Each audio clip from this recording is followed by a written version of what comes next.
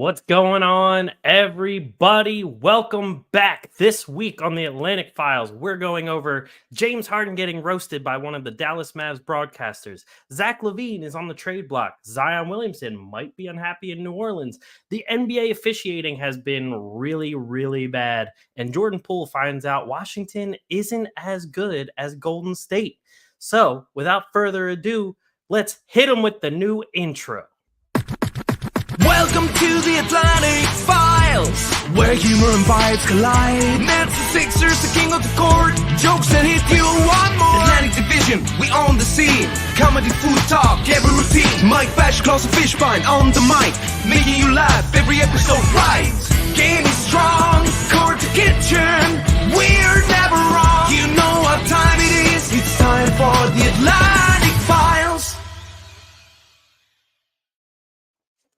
What's up, everybody? Welcome back to another episode of the Atlantic Files, the number one podcast on the number one division in the NBA, brought to you by the Underdog Sports Podcast Network. As always, joined by your hosts, myself, Alex Fischbein, and Dennis Big Sexy Clausen. What's going on, Dennis?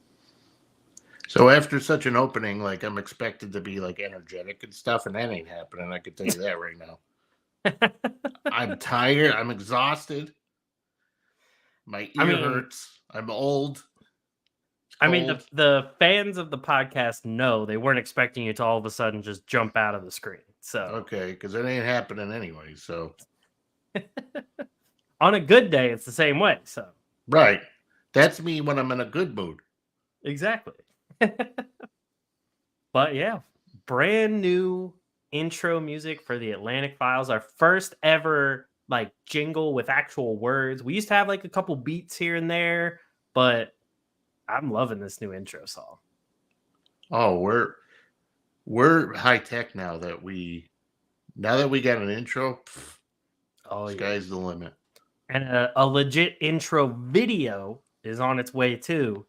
That will be debuted on episode number 300, which is coming up in 6 episodes. What's wrong with the one that was just there? I did the little, the peck dance. Yeah. That one I actually just threw together in 5 minutes. I liked it. Plus it bought me that much needed time, like you said. I had to scramble to set my fantasy basketball lineups before lock time here coming up. So yeah, I feel you. You feel good about your lineups today? No, I never do. I always feel good about my DFS football lineups, and then I always put Michael Thomas in a stupid fucking lineup, and he never does what he's supposed to do.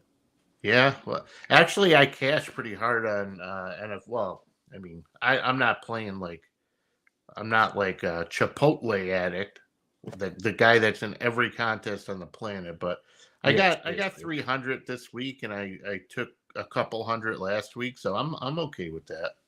Okay. The most I've ever won in a week on DFS is $15.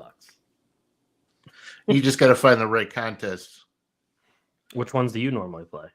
They make these contests where if you'll pay $5, and if you're the top 100, you'll get $100. Oh. And I usually have the most success in those contests. I'll show you heading toward the weekend, but those are my favorite. I've also taken a liking to over the years, which is a $27, and I haven't played this in a couple of weeks, but I might get back into it. Top 100 win $1,000, which I hit that. I haven't hit that this year because I only did it twice, but last year I hit it twice, I think, which was nice. So. Damn. Okay. Yeah, it's nice to win 1,000. I'll tell you that. Oh, for sure. Do you just leave the money in there, or do you take it out and get yourself something nice? Well, I'm married and I have a child, so. But it's kind of at my point in my life, it's kind of like money laundering. If I keep it in there, nobody knows I have it. You know what I mean? That's a good point. You're not forced to spend it if they don't know it's there. Right. The whole point of being a guy and being married is you gotta have your stash. True. That allows you to be a man. You know what I mean? It allows you to be you. Because once my ladies once they smell money, man, it's like sharks. They're all over it. Oh God, we haven't like gotten into that much money stuff because since we just got married. Oh, don't worry, it's coming. So we'll see how that goes. You're gonna be before you know what's gonna happen is your wife is gonna be like signing your name on stuff, and like it's gonna all go downhill after. You're gonna see exactly what I'm talking about. You'll be like, I don't remember signing. I got to build up my DraftKings stash. Yeah, because that's the only way that you're basically money laundering to yourself. Because that's the only way that you could keep. That's the only thing that I have like that's secure. That's mine. Okay. Is so everything else. I don't know how she does it, but she knows every passcode I have, everything, and next thing I know, it's fucking Amazon packages on the doorstep. That's amazing. It's gonna happen. You watch. I'm like, it probably will at some point, especially whenever we have a kid. I'm assuming it's going to happen at some point. So that's when things take a complete 180. You'll be like, I don't remember signing that. Oh, I don't remember paying for this. You'll be like, wait, that doesn't look like my signature exact, because you know what your signature looks like. Right. But it's just close enough though to where it's yeah. So there's a lot of fraudulent stuff going on when you're married. I mean, that's what happens. That's what I've been told. So it's gonna happen even more. Anyway, let's get into she some knows basketball. Like my social security number. I have no idea what hers is. She knows mine by heart easily. I don't know hers either. So she knows yours. I'm telling you right now, she knows probably. So let's get into some actual basketball. I want to start with this topic so we can move on. This is kind of fun. I just want to keep complaining about marriage. Well, we can complain about this too. Well, complain / gloat. Okay. James Harden. Did you see the rant from the Mavs broadcaster about James Harden? Oh, of course I did. It's probably my favorite video ever. And I'm going to play it here for the people and for the listeners that haven't heard it yet. So I'm starting off with this because I need to listen to it again. Ask the producer to pipe this into the Clippers locker room so I can talk to you, James. I hope you're taking notes. I'm telling you in advance, you're welcome for the wisdom I'm about to spew. Because, listen, I get on my knees every night and pray for someone to believe in me like Daryl Morey believed in you. You wanted a certain coach, they brought in Mike D'Antoni. You want to play a certain style, they played it. You wanted Dwight Howard, they brought him in and got rid of him when you were tired of him. You wanted Chris Paul, they brought him in and got rid of him when you were tired of him. They brought in your old friend Russell Westbrook. You want to go to Vegas on off days? They looked away. You wanted the team to stay over so you could go out at night. They changed the schedule, and it didn't work. And you know what? You said, I'm going to break up with my whoopee. Not good enough. I see the bright lights in New York. I want to go there. My old pal, Kevin Durant. It's going to work. The big three. And all after 1 year, you wanted out. You realized, oh, my gosh, I took this guy for granted, the guy that believed in me. I went back with Daryl Morey. They traded Ben Simmons for you. How did they pull that off? And you know what?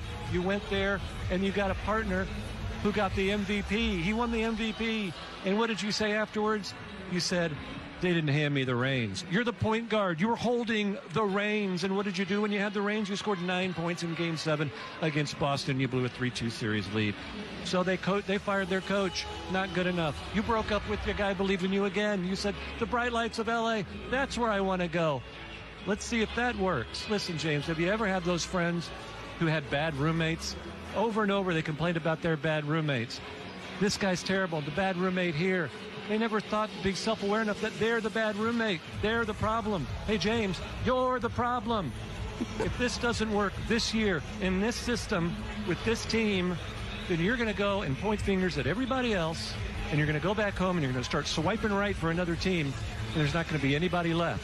Because, James, you're not the beard, you're not the system, you're the problem. Oh, and the mic drop, Devin. You tell him, honey.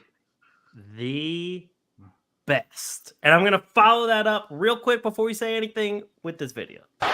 Tremendous rejection by Paul George. Harden, that's coming my way. I got it. Unbelievable. I could see it from the beginning. Ed, you take over, my friend. That might have been my greatest call in NBA history. I knew it from the second it left his hand. Yep. For one, Sarah Kustad. Mamma mia. And Ian Eagle with the that's my Ian Eagle, though, is the best in the business. Ian Eagle's a great broadcaster. He's the best. There's nobody better. He the whole it's coming my way. It was like, wait, what? He's the best. Oh, but man. And then Sarah was wearing that leather jacket. I mean, anyways, I like how what's that Mavs broadcaster's name? I didn't even know his name. It is Brian Brian something. He actually used to be a former executive. Really? Yeah. So he could say those things because he has money. Yes. Brian Damaris? All right. Well, he's got cash. That's why he could say it. I like how he dropped the mic at the end too, which was like a good exclamation point to that. Oh, that was amazing. And in that game, so yeah, he's actually, it says Damaris is a former executive of the Mavs, once performing as director of basketball development for the organization. But in that game against the Mavs, Kyrie and Luka combined for 69 points. All four of the Clippers' big four combined for 62. It was bad. Very, very bad. And it's been bad, and they're still winless ever since James Harden has joined the team. You know what's bad, though, is that they're going up against Kyrie Irving, and everybody forgets what a turd Kyrie Irving is when they were in town. But that's a lot of turds right there, though, on one floor. I just hate to lump Russell Westbrook into that group, but it's only going to be a matter of time, though, before Russell Westbrook is going to start. They're going to start saying Russell Westbrook is the problem. You're going to see it's going to happen at some point. Oh, people on social media have already started because did you see the other? I forget if it was the Nets game. It was one of their last two games. They put in Harden to end the game, and they took Westbrook out. And the other team was shooting a free throw, and Westbrook looks over at the bench, and he's like, "Wait, me?" And they're like, "Yeah." And you could see his face just be like, "Why the fuck am I getting subbed out?" Right, like he's the problem anywhere he goes. Yeah, and it's like it's clear as day. And then the fact that Ty Lue goes on his press conference and said, like, "Oh, James Harden's being too nice. James Harden is not being himself. We have to." And that's another thing. James Harden. Now, and I'm glad you brought that up. That's another thing. There's way too much ass kissing going on here. Yes. I mean, they are literally blowing this guy to the point he comes in, and Ty Lue, who is kind of a cream puff, he doesn't. Based on his history, when you see LeBron, basically made him look like a moron half the time. Right. The guy looks like a cream puff. He dresses like a nerd now. So, I mean, he's always dressed like a nerd, but now he looks even nerdier. So, the fact that he came in and was like basically blowing James Harden is not a good look, man. And I get it's James Harden and you want to keep him happy, but you ain't going to make that guy happy. No one's going to make James Harden happy. No, unless you're a stripper. That's what I was going to say. And speaking of which, Mario from NBA a la Chilena, make sure you check his channel out. For all of you that do speak Spanish, he has a great NBA channel there based in Chile. He says, "Salute, fellas, them paper clips, a.k.a. LA strippers, because they constantly expose themselves." Agreed. But no one is... Guy. He's awesome. Yeah. No one is going to make him happy. And on top of that, she was like, Ty Lue was like, I mean, you're not wrong. true. He was like, we have to let him be him and play through him and everything. And I'm like, but why? Because your team was perfectly fine before him. You Well, didn't I don't know need. about that. Well, here's the thing. They didn't need James Harden. They needed Paul George and Kawhi to stay healthy. That's what they needed. If they stayed healthy, they are a title contender. But they don't stay healthy. That's the big thing.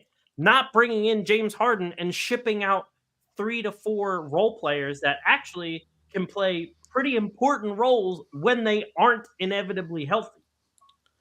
Well, like we were talking about, though, like, look at your man's Batum, right? The guy starts the other day. Shout out Kelly Oubre. Hope you get better after that. He got hit by a mirror, I guess, on the car, which when I was thinking he got hit by like just, like when you're watching a movie and a guy just flies on the hood, he smashes through the windshield and rolls up. Like, I was thinking about that. That's what I was thinking too. But the fact that he got hit by a mirror sounds worse. Yeah, I can't even imagine, like, especially because those people, especially in that area of Philly, fly through there. And it's not even like, it's like a side street. It's not even like a main street. And they fly through there with like going like 40, 50. And you're getting just that mirror just right into your chest at that speed.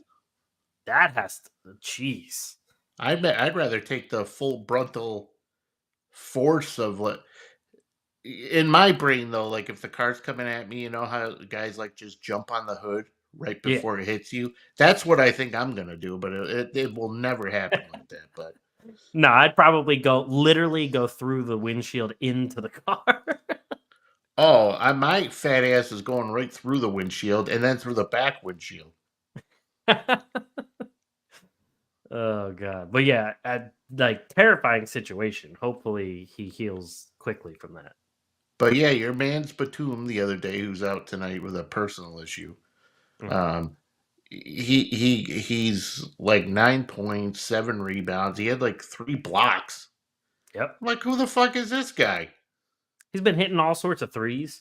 Yeah, like who the fuck is this guy? Like, where did he come from? Yeah, it's like he's prime Batum again, like when he was on the Trailblazers. That's a while ago. But, that was with LaMarcus Aldridge. and then we got Robert Covington's going to get the start, it looks like, tonight. Yep. So Covington's been getting all sorts of deflections, playing some great defense. Like looking like Robert Covington of old. Yep. Which makes me like question like what's going on in LA? Like, why aren't we playing this guy? Why aren't we playing Batum? And Marcus Morris has only played like a few minutes, and they barely even played KJ Martin yet either. Like those guys haven't even gotten on the floor yet. Marcus Morris, like, I don't really want to play. I just want to get that 17 mil annually that I'm getting paid this year to do nothing. True. I mean, I will say though, Marcus Morris seems like he really wants to get out there and play just because it's his hometown. I mean, what do you think he's going to say? I don't want to play. I mean, at his age, he's probably like, no, I'm good. Like, if I don't play, that's okay. I'm still getting paid, and I'm not sore, so we're good. It's a good point. Damn right, it's a good point. Because especially as you get older, the more you get paid for doing as less work as possible is an ideal situation.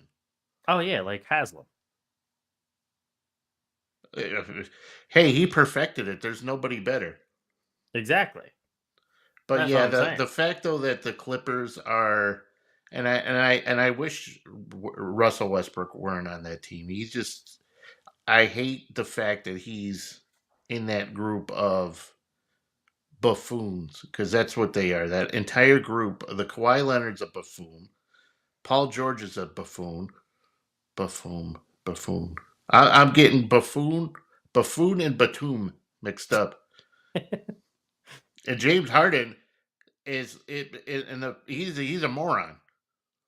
Well, did you see the clip from Lou Williams? I think he was on Paul George's podcast, and he said that in the bubble, they started hearing that people weren't going to respect the ring if they won in the bubble, so they kind of took their foot off the gas after that. I was like, if that's how your team thought, just because you were scared that people weren't going to respect your ring, I'd rather win a ring and fight people to respect it than not win at all. I don't believe that though, because at the time, like the world was chaotic still. Like people were getting COVID, people were on ventilators. The NBA bubble seemed like the safest place to be on the planet. True. Like you couldn't even go out and get chicken wings at the strip club. You know what I mean? So there, you hear these guys like, oh, I miss my fan. There's some are like, I want to stay right in this bubble as long as I can because I'm not going to get this virus that's like killing people. So I'm going to stay right here in this bubble. Plus, it's warm. It's Florida, so True. Yeah.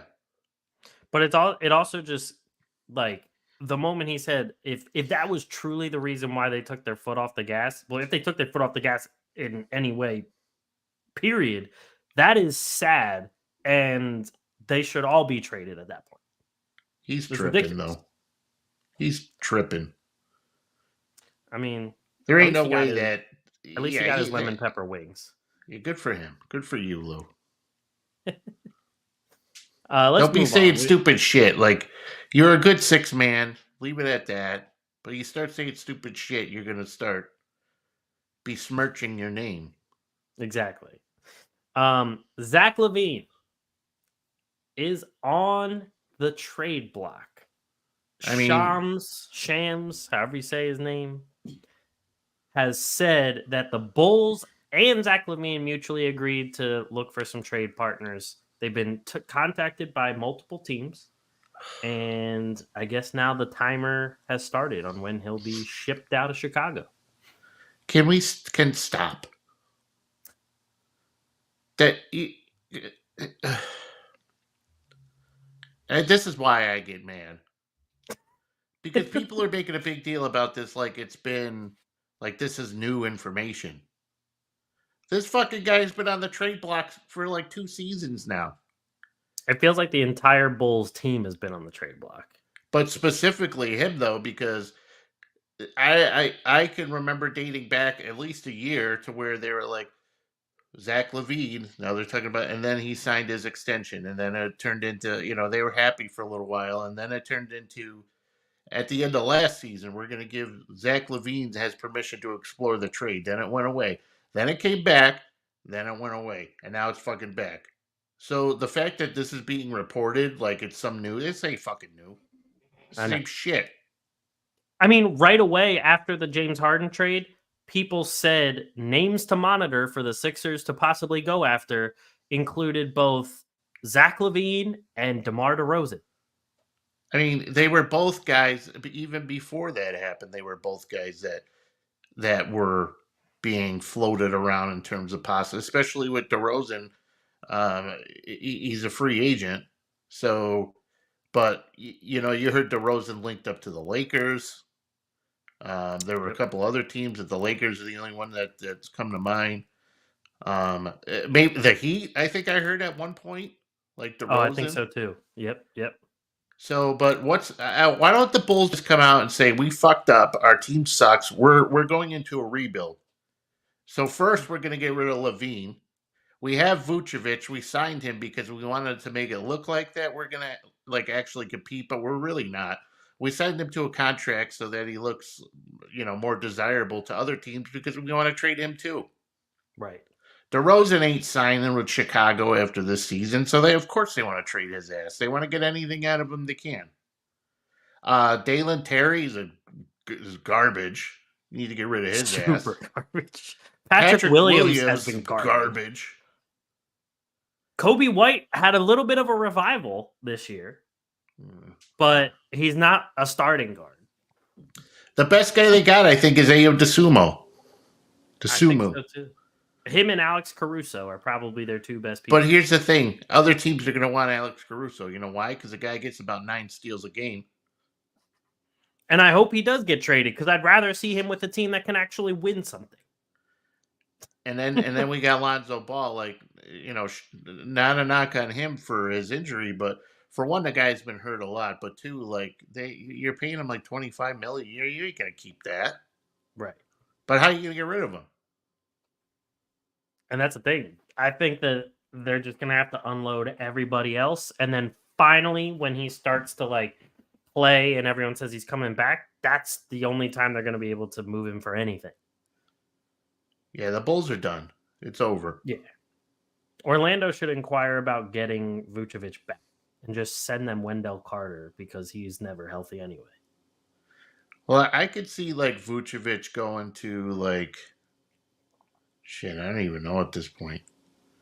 Somewhere, give the guy a chance to compete. There are definitely good teams out there that could use him. Send him Dallas to Dallas would be good. Yeah, Dallas would be solid. Send him to New York. Send him to the Knicks. Like, do something with the guy. The Knicks also would be a decent one. I like of course that they too. would. But Mitchell Robinson, though, is playing well enough. So for now, True. until he stubs a toe. And Julius Randle finally is getting back on track. I mean, granted, he still shoots 3 for 19 from the field, but you know what? He's scoring points, so who cares? True. But who do you think trade block? Give me a who do you fucking think break. should trade for Zach LaVine? Nobody, because he's a pain in the ass. I don't like. I talked about the Sixers getting him because it sounds like a very Sixers move, but I don't want either of Zach LaVine or DeMar DeRozan. You know who should be? Because they're going to ask for a bunch of expirings and picks, and I'm like, why would you trade all that just for Zach LaVine and then get back into this whole situation again? I figured this out right now. You know who should be wanting him is Miami. Miami should be getting rid of Tyler Hero. They should look into, they want to get rid of Duncan Robinson. And he's like, look, he's playing well again. We could trade, like, he's worth $18 million a year. Look, he's actually playing well. Get rid of Kyle Lowry and his bum ass. Like, he looks like Kyle Lowry looks like me, but he wears an NBA uniform. Like I think I may be in better shape than he is at this point. Get rid of Kyle Lowry. He offers nothing at this point. Get rid of Duncan Robinson. If you could keep Tyler Hero, great, keep him. But if not, get rid of his ass too. But I could also see the Knicks doing something stupid to where, like, we'll give you Julius Randle if you give us Zach LaVine, and then the next thing you know, you're stuck with Zach LaVine. True. The Heat, if they do make that trade, should just trade for both LaVine and DeRozan at the same time. Yeah, but then they're definitely going to have to get rid of Hero. Yeah, which is fine. I mean, the rest of their roster is fucking old anyway. The only way the Knicks could get away with it could very well happen is if they get rid of R.J. Barrett. Which, True. If you're going to get Zach LaVine over R.J. Barrett, then you got to do it. But I could seriously see the Knicks entering the equation and be like, hey, we'll give you some picks. We'll give you R.J. Barrett. Give us Zach LaVine. Oh, we'll send you Evan Fournier, too. Who's still out for personal reasons. Personal reasons, because he's annoyed that he doesn't play. Yeah, exactly. I could also see some other teams, such as like, I honestly could see like Houston inquiring about. Stop that! What is he gonna do for Houston? Because it seems like, other than a couple of their guys, they don't really care as much to develop rookies now. Cam Whitmore's not really playing. Amen Thompson was barely getting minutes even when he was healthy. The only younger guys playing are Jabari Smith and Sengun. So, like, maybe you throw LaVine in the mix to go alongside Fred VanVleet. You have, like, Fred VanVleet, LaVine, Jalen Green, Dylan Brooks at the 4, or Jabari, and then Sengun at 5. I don't think the Rockets need to make that trade. I think if anybody, it's going to be the Heat or the Knicks who are going to start. You're going to start hearing them, and the Miami Heat better desperately inquire about him and figure this out because they're going downhill fast. I mean, shit. If I were them, I'd be like, I'd go to the Trailblazers and be like, "You want this guy? Can we get Jeremy Grant? We'll take him." Seriously. I mean, the Yeah. Lakers seem to pull money out of their ass, so I think they can. For some reason, the Lakers know how to like wiggle money, which I don't know how they do it. And the next thing you know, DeMar DeRozan's is a Laker.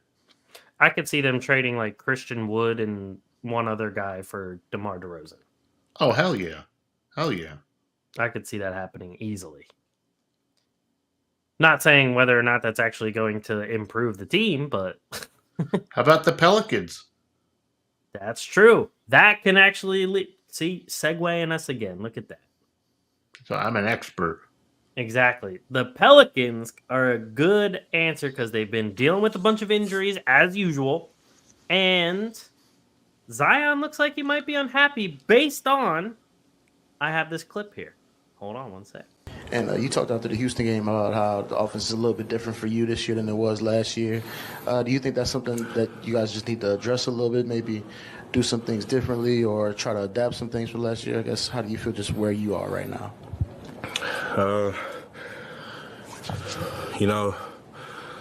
Like I said last year, we had a team meeting and it was brought up some things that I could do better, especially like with buying into the program. And right now it's tough right now, but like I said, right now I'm taking a little back seat right now, and I'm trusting the process. I'm trying my best to buy in right now. Oh, shut the hell up. Shut up. For one, here's the thing. All right, you've been taking a backseat. You know why? Because you never play. True. All right.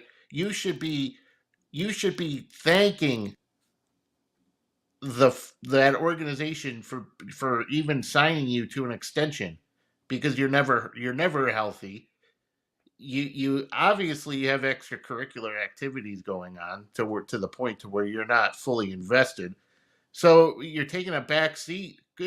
You've been taking a back seat, my man's, because you haven't even been playing. So what's the point? I wish he would just shut up. I also want to know why he's so out of breath. Wow.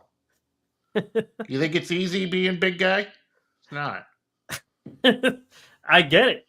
I'm out of breath when I go up the steps, but I just thought that was look funny at to him. begin Of with. course he's out of breath. Yeah, and I the whole time Like I think he has sleep apnea when he's awake. Like he literally looks like he's suffocating. I wouldn't be surprised. But when I listened to that interview, I was just like, first off, you said you had this meeting last season. So that was the season like you weren't even playing like the whole season. So you were trying to fit into something like through your training, whatever. Now you're into this, and it's like you just said, why are we going, as the Pelicans, why are we going to build a plan to make you the centerpiece if you can never stay healthy for an entire season as the centerpiece? Right. Like, that he's stupid. Makes sense. He's dumb. He must let's be. At this point right now, they're better off just building their entire offense around Jonas Valanciunas, and then that's it. Him, Jordan Hawkins, and Dyson Daniels, because they apparently are the only healthy ones.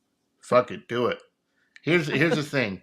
All right, if I were the Pelicans, and I could get a chance to get rid of this guy because he's a problem, I would take anything at this point. Like, I know he's a great player when he's healthy, but when you start talking like that, guys who talk like that are a problem.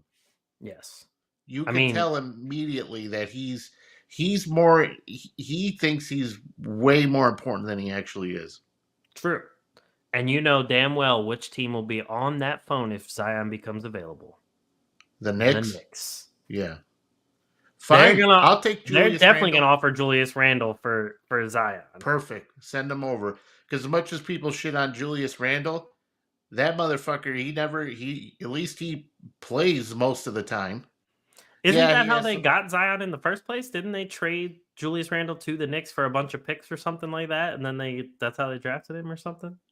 I know Randall used to be on the Pelicans. I just forget how it all But went down. he's been shopped all over the place. Yeah, that's true. But I'd be like, hey, come on back, honey. We got gumbo, we got crawdads. Like, you could get whatever you want down here in New Orleans. Just don't eat like Zion did, because obviously it didn't work out for him. Right. Like, And is then he Zion go to New York, where you're going to get tormented every corner you turn on the street. Oh my God, he's in such a small, irrelevant market now. He goes to New York, they're gonna spit him up and chew him out. There's no way in hell he's gonna be on the front page of the Times, the New York Post. There's gonna be people following him around. He thinks he's gonna be hooking up with mad bitches up there. Yeah, no, ain't happening. Especially not in the winter. No. Oh God, You yeah. better just shut up. The Pelicans need to do something soon, because if he gets hurt again, it's only going to diminish all of his value. I would trade him right now while he's healthy. I would too. Because he's gonna get hurt. I would too. And then you still have like McCollum. TK here says thick, not bad. What is it? There's nothing wrong with being thick, TK. No.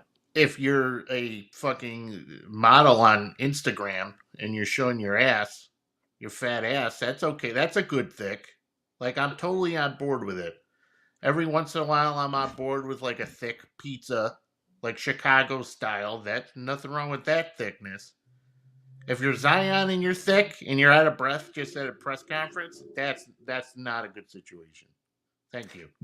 Yeah, it is no issue. Thanks for watching, TK. And the thing is, we're not even saying he's a bad player, because when he does play, Zion is a really fucking good basketball player. That's what I just said, though. I said he's a fucking great player when he plays, but he never plays.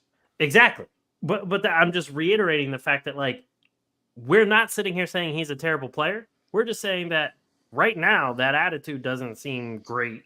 If we're basing it off of that press conference, and then on top of it, the fact that he's not playing or anything is even worse. TK says, "Where's Bash?" Bash is off somewhere. Mike joins us about like once every 2 months. So, yeah, all of a sudden, Mike's the star of the show. Yeah, so he'll be here sometime. I don't know. Now I'm thinking about fat asses. TK totally derailed me. No, but here's the thing. Like, get rid of this guy. When you say, and you could be the best player in the world. Kyrie Irving is one of the most naturally gifted guys on the planet. That motherfucker didn't play for months, and then all of a sudden just comes back from his hiatus during the COVID days, and this motherfucker is like dribbling like smooth as. Yeah, he's amazing, but he's got a poor attitude. Right. You don't need that. That's probably why you haven't seen him win since leaving LeBron. Right. Even LeBron is a bum. I mean, the guy's is a professional. Yeah. So anyway, moving on from Zion, we have a couple topics to get in quickly here before I have to go off into the night.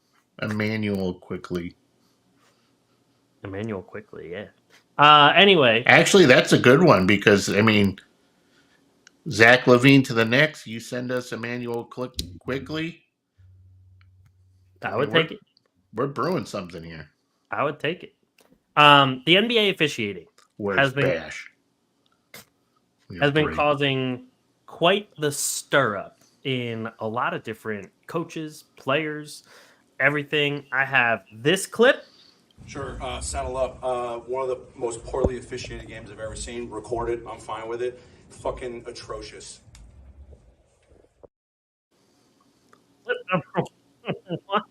Taylor Jenkins from the Memphis Grizzlies there after one of their games.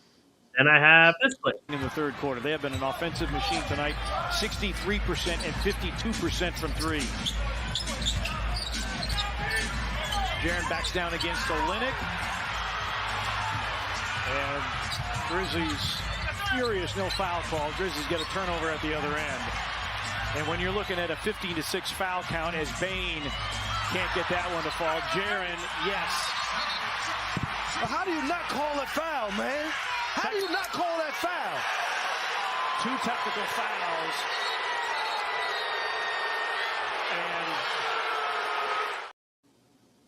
And then I have this clip. Giannis's third block. He's going to take it off. Hooray! A hammer like nobody has.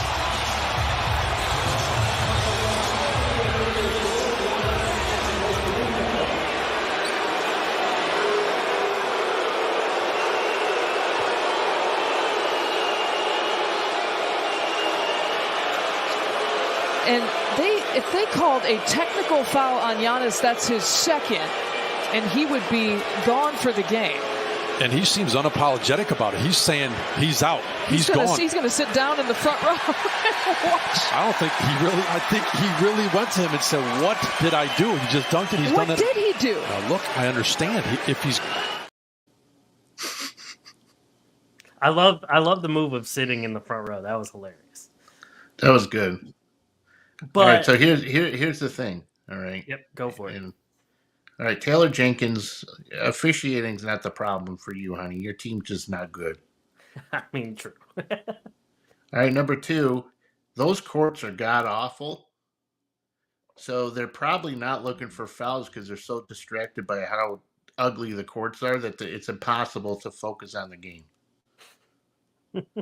And number 3, okay, that ejection was absolutely it was that whoever that ref was, I don't recognize him. I've seen him, I don't know his name. You need to suspend this guy because that was the worst call on the planet. And if you're the league too, you're like, wait a second, you're throwing out Giannis Antetokounmpo, one of the only reasons why people are watching this game, and you're throwing him out. Are you a moron? Yep. Agreed. And TK said, LOL, he's with Rutgers basketball. My bad. Yes, he's always with Rutgers basketball. If you have to ask where Bash is, probably Rutgers basketball. Anyway, the Jaren Jackson one was pretty egregious. He got obviously fouled in the first play, obviously fouled in the second play. So I don't fault him for getting pissed off. And then on top of that, giving him a tech, whatever, but giving him 2 techs right there just for that and throwing him out is ridiculous to me.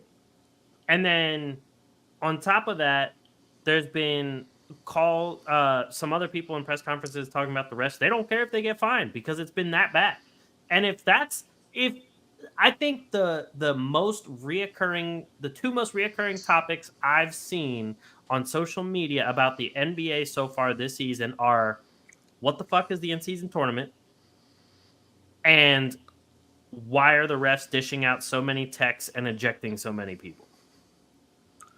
They're taking it out on the wrong people because I was watching Golden State the other night. I watched Draymond get teed up for far more than Giannis did, but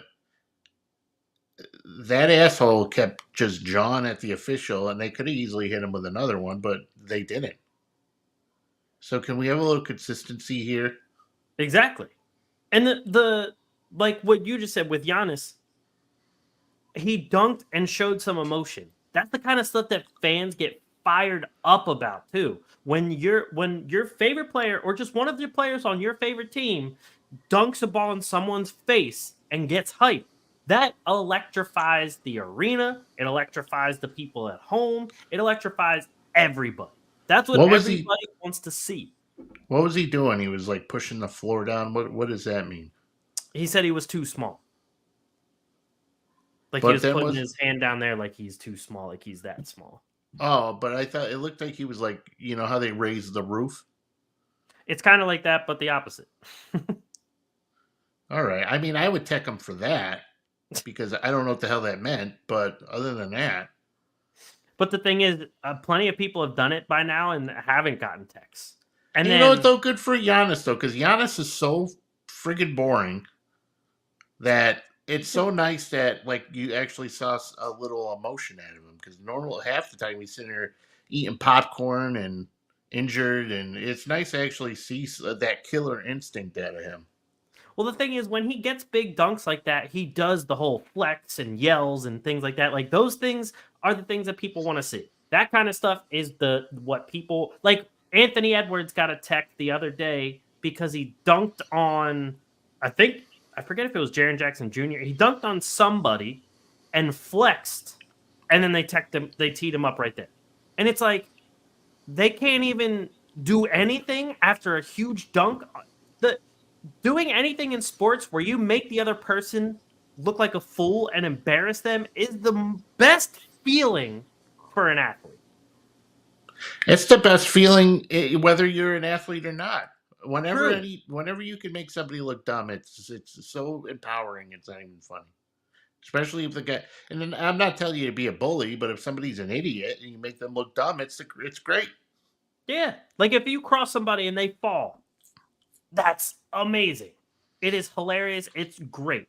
Dunking and posterizing somebody, like when DeAndre Jordan had that amazing poster on Brandon Knight when he got the alley-oop and he stepped over him and everything. Like, people went nuts. That's what people want to. When people talk about like the excitement of the NBA versus any other level of basketball, most of the people are talking about, oh, people get dunked on, people get big blocks, people get crossed out of their shoes. That's what people want to see, especially by the top players like Giannis and Anthony Edwards. Nobody wants to see them get ejected for that. People like seeing people do dumb shit, like when they're like, you ever watch those videos where somebody like, they're like laughing and then they speed off and then like 3 seconds later they smash into a back of a car? Yep. That's kind of like that. Right. I guess. I don't know. It's probably something along those lines. But people like when people look stupid. And the thing is, I love giving a tech for flopping. That I like. But we don't need to give techs for flexing or celebrating a dunk or celebrating whatever. That is just way too unnecessary.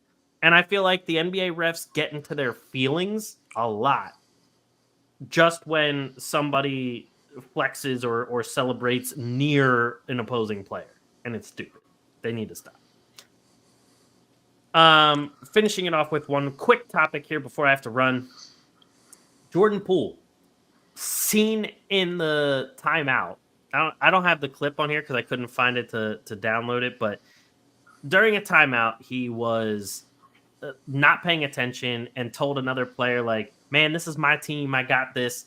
And then realized he missed what the coach wrote for the play out of the timeout. So he kept trying to take peeks. The coach already erased it. And he asked another player, and the player was like, I don't know, I wasn't paying attention. And completely fucked up the next play. And the Wizards look god-awful. And he talked about how his legacy is cemented because he won his championships with Golden State and blah, blah, blah. The only legacy I see for Jordan Poole is you happen to be on some great teams to win championships, but you can't lead a team. You can't be the best player on a team. I mean, if he was so good, then how come he averaged 9 points last postseason? I mean, it's pretty easy to win a ring when you're with Steph Curry. Steph Curry, Klay Thompson, Draymond Green, Andrew Wiggins. Well, I mean, Wiggins even is like, hey, I got a good thing going here. Exactly. I want a ring. And Jordan Poole, like, it's starting to make sense why he got punched in the face. That's exactly what I've been thinking. I was like, with each game with the Wizards, it makes more and more sense why the Warriors didn't care about it. Right. But now the Wizards are like, we're stuck with this guy. We got to pay him like $120 million. I know. They were like, damn, we had Bradley Beal. Then we had Chris Bradley, Paul. Please come back. And now we have him. Now we have to deal with him and Kuzma. Yeah, but Kuzma's actually, playing as good as expected. No, he's a good player. He just does some dumb shit. Yeah, he does. But if you're Jordan Poole and Kyle Kuzma looks better than you, you may want to reevaluate your situation. Agreed. And I will say the coaching for the Wizards has been awful. The Wizards are garbage. Yeah. I'm just surprised Tyus Jones has looked as bad as he has. Well, the team's garbage. Agreed. A lot of guys on that team have looked like garbage. Also agreed. Finally, their fucking first round pick gets some more playing time. They're giving the guy like 15 minutes a night. And it's like, if you're going to be terrible, why not get this guy some experience? Yeah, do something, but the guys, they have some good players. I agree. They have good pieces, and I just don't think they have anybody that knows what to do with it. So, but that's it for us, unless you have anything else to get off your chest. No. All right. Well, thank you, everybody, for listening and watching another episode of The Atlantic Files, the #1 podcast on the #1 division in the NBA, brought to you by the Underdog Sports Podcast Network. We will catch you guys next week. Peace.